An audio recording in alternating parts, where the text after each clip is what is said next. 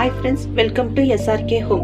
இன்னைக்கு நம்மளோட சேனலில் என்ன பார்க்க போகிறோன்னா, எல்லா லேடிஸுக்கும் ரொம்ப யூஸ்ஃபுல்லாக இருக்கக்கூடிய நல்லூர் கார சட்னி எப்படி செய்யுதுன்னு சொல்லிட்டு பார்க்கலாம். வாங்க வீடியோக்குள்ளார போகலாம்.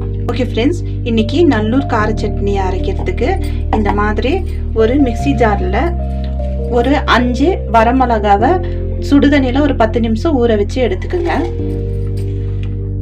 அடுத்து மீடியம் சைஸ் ஒரு தக்காளியை இந்த மாதிரி ரஃபா கட் பண்ணி வச்சிருக்கேன், அது இது கூட சேர்த்திக்குங்க.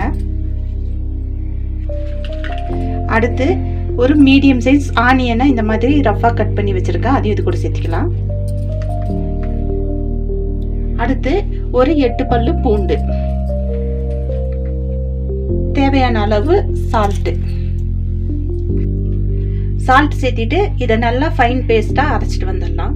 ஓகே ஃப்ரெண்ட்ஸ், இந்த மாதிரி ஒரு கடாயை கேஸில் வச்சு ஹீட் பண்ணிக்கோங்க. அதில் ஒரு 4 ஸ்பூன் நல்லெண்ணெய்.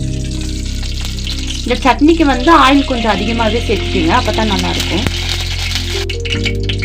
ஆயில் கொஞ்சம் ஹீட் ஆனணும், அதில் கொஞ்சமாக கடுகு வெடிச்சோன்னா ஒரு கொத்து கருவேப்பிலை. அடுத்து நம்ம அரைச்சி வச்ச இந்த பேஸ்ட்டை சேர்த்திட்டு இதில் நல்லா எண்ணெய் பிரிஞ்சு வர அளவுக்கு நல்லா இதை வதக்கிக்குங்க. ஓகே ஃப்ரெண்ட்ஸ், இதை இந்த அளவுக்கு நல்லா எண்ணெய் பிரிஞ்சு வர அளவுக்கு நல்லா குக் பண்ணிவிட்டு கேஸ் ஆஃப் பண்ணிடுங்க. அவ்வளோதான், இப்போ நம்மளோட சுவையான நல்லூர் கார சட்னி ரெடி. இது இட்லி, தோசை, குழி பணியாரத்துக்கு நல்ல காம்பினேஷனாக இருக்கும். ஓகே ஃப்ரெண்ட்ஸ், இந்த வீடியோ உங்களுக்கு யூஸ்ஃபுல்லாக இருந்திருக்கும்னு நினைக்கிறேன். இந்த வீடியோ உங்களுக்கு பிடிச்சிருந்துச்சின்னா நம்ம சேனலை லைக் பண்ணுங்கள், ஷேர் பண்ணுங்கள், சப்ஸ்கிரைப் பண்ணுங்கள். மறக்காமல் பக்கத்தில் இருக்கிற பெல் ஐக்கானை கிளிக் பண்ணுங்கள். உங்களை நெக்ஸ்ட் வீடியோவில் பார்க்குறேன். தேங்க்யூ.